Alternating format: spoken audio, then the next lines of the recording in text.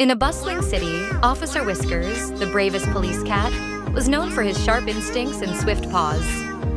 One evening, he returned home to find his tiny kitten, Paws, missing.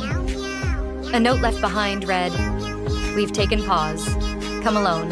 Determined and fearless, Officer Whiskers followed the clues through dark alleys and tall rooftops. He finally found Paws in an old warehouse guarded by a gang of sly rats.